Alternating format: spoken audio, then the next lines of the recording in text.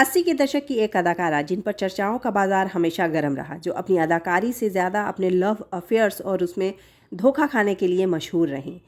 इन पर हिंदी फिल्म जगत के पहले सुपरस्टार के घर को तोड़ने का इल्ज़ाम भी रहा, लेकिन वो खुद कैसे बन गए देश के सबसे अमीर घराने की बहू, जानेंगे ये सब आज के इस वीडियो में। फिर मिले न मिले ये पल ये समा, एक ताजगी से भरा मासूम सा चेहरा जिसका हर अंदाज निराला था, जो नाजुक तो थी लेकिन बोल्ड भी। जी हाँ, बात हो रही है टीना मुनीम की, जो शादी के बाद बन गई टीना अंबानी। 8 भाई बहनों के एक गुजराती घर में पली टीना ने अपनी खूबसूरती और टैलेंट के दम पर 1975 में famine tin princess of India का खिताब जीता और अरूबा में मिस टीनेज इंटरकॉन्टिनेंटल कॉन्टेस्ट में इंडिया को रिप्रेजेंट किया। कुछ हमको तुमसे है कहना, कुछ तुमको हमसे है कहना। खिताब जीतने के बाद पेपर और मैगजीन्स की सुर्खियां थी टीना मुनीम, जिनकी फ़ोटो पर देव आनंद साहब की नज़रें इनायत हुई और बतौर लीड एक्ट्रेस देव आनंद साहब ने अपनी फिल्म देश प्रदेश में टीना मुनीम को मौका दिया। अदाकारी से अनजान टीना के लिए फिल्मी दुनिया और अदाकारी बिल्कुल नई थी, इसलिए अदाकारी और अदाकारी की तमाम बारीकियां देव आनंद साहब ने ही टीना मुनीम को सिखाई। देव आनंद साहब की बदौलत टीना ने कमाल कर दिखाया। फिल्म देश प्रदेश कई हफ्तों तक हाउसफुल के बोर्ड के साथ सिनेमाघरों में लगी रही। पहली फिल्म से ही टीना को नाम, शोहरत, पहचान सब कुछ मिल गया। इसके बाद टीना को कभी भी पीछे मुड़कर देखने की जरूरत नहीं पड़ी। फिल्मों की एक लाइन सी लग गई उनके आगे। 1980 में आई फिल्म कर्ज, ऋषि कपूर के साथ उनकी जोड़ी को खूब पसंद किया गया और इस फिल्म ने टीना को बतौर हैसियत काबिल अदाकारों के बीच लाकर खड़ा कर दिया। शुरू हो गई प्यार की कहानी, कभी खत्म न करना। टीना ने कई शानदार किरदार अदा किए। सौतन, आखिर क्यों, अधिकार, ये चंद फिल्में ऐसी हैं जिसमें टीना की अदाकारी कमाल की थी और इस हसीना ने अपनी फिल्मी सफ़र में कई दिग्गज कलाकारों के साथ भी पर्दे को साझा किया, जिनमें देव आनंद साहब, संजीव कुमार, राजेश खन्ना, अमिताभ बच्चन, ऋषि कपूर, संजय दत्त हैं। टीना मुनीम की निजी जिंदगी की बात की जाए तो इसमें कोई दो राय नहीं कि टीना को फिल्मों में लाने वाले देव आनंद साहब ही थे और देव आनंद साहब ने अपनी कई फिल्मों में टीना को बतौर हीरोइन लिया और टीना उस वक्त हर पार्टीज में देव आनंद साहब के साथ ही नजर आती थी। कहीं न जा आज कहीं मत जा, फिर मिले ना मिले ये पल ये समा। जानकारों के मुताबिक टीना मुनीम देव आनंद साहब से प्यार करने लगी थी, लेकिन ये झुकाव एक तरफा ही था। कहा यह भी जाता है कि जब टीना ने देव आनंद साहब से अपने दिल की बात कही, तब देव आनंद साहब ने टीना मुनीम को इग्नोर करना शुरू कर दिया और एक दूरी सी बना ली। दिल में आग लगाए सावन का महीना।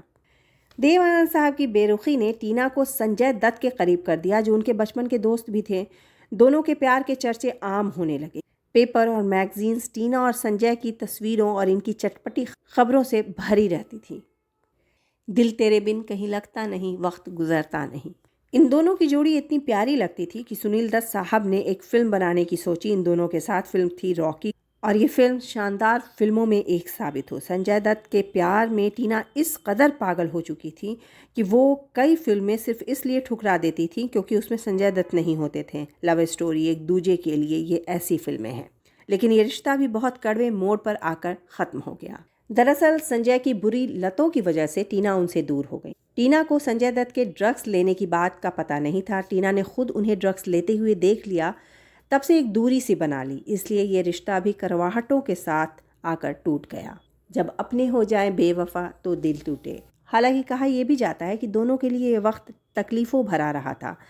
प्यार में टूटी टीना को इस बार सहारा मिला था हिंदी फिल्म जगत के पहले सुपरस्टार राजेश खन्ना साहब का। हालांकि उस वक्त राजेश खन्ना साहब शादीशुदा थे और 2 बच्चों के बाप भी थे। फिल्म सौतन के सेट से दोनों के बीच की करीबी इतनी बढ़ गई कि डिम्पल के घर छोड़ने और डिम्पल और राजेश खन्ना के घर के टूटने का सेहरा भी टीना मुनीम के सर ही सजा। हालांकि जिस इंसान को बीवी और बच्चों का लिहाज नहीं था, वह टीना को एक घर और मजबूत रिश्ता क्या देता। टीना को ये समझने में काफ़ी देर लग गई और फिर अपने टूटे दिल को लिए टीना ने हिंदुस्तान छोड़ दिया। तब इनकी ज़िंदगी में उस इंसान ने दस्तक दिया जो उनके हमसफ़र बने। जी हाँ, वो कोई और नहीं बल्कि अनिल अंबानी थे। ग्लैमर और बिजनेस, 2 अलग अलग दुनिया का संगम। दरअसल अनिल अंबानी ने टीना मुनीम को अमेरिका में हो रही एक शादी में देखा था, जिसमें टीना मुनीम ने ब्लैक साड़ी पहनी हुई थी और बेहद खूबसूरत और दिलकश लग रही थी। दोनों के बीच कोई बातचीत तो नहीं हो पाई थी, लेकिन फिर भी अनिल अंबानी पूरी शादी टीना को ही देखते रहे थे। 1986 में दोनों एक बार फिर टकराए और तब तक अनिल अंबानी ने टीना मुनियम के बारे में सब कुछ पता कर लिया था। वो ये जानते थे कि टीना मुनियम गुजराती फैमिली से ताल्लुक़ रखती हैं।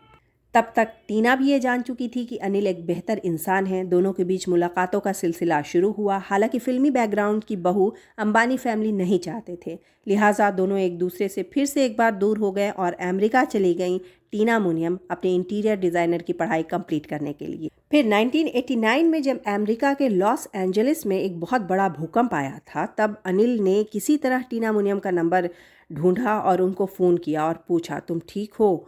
और जवाब मिलते ही फ़ोन रख दिया। टीना हैरान थी कि इस दुनिया में कोई ऐसा भी शख्स है जो उनके लिए फ़िक्रमंद है।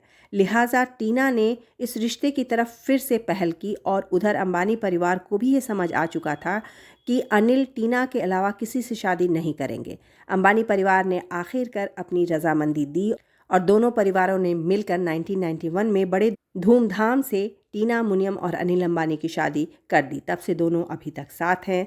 आर्ट और कल्चर की शौकीन टीना अंबानी अपने सोशल मीडिया अकाउंट पे काफ़ी एक्टिव रहती हैं और हमेशा अपने खुशियों के पलों को साझा भी करती हैं। तो ये थी कहानी टीना मुनियम से टीना अंबानी बनने की। मैं नीला अफरोज़ आप सभी से मिलूंगी यहीं पर एक पुराने लेकिन नए किस्से के साथ।